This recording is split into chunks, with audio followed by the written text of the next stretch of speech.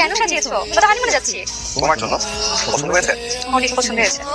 তুমি নিজের হাতে সাজিয়েছো? হ্যাঁ, ওই সেলিম ভাই হেল্প নিয়েছিলাম। অনেক সুন্দর হয়েছে। থ্যাংক ইউ সেলিম ভাই। ওয়েলকাম ভাই। ঠিক আছে, চলো তাহলে এখন আমরা যাই। সেলিম ভাই উঠে পড়ুন।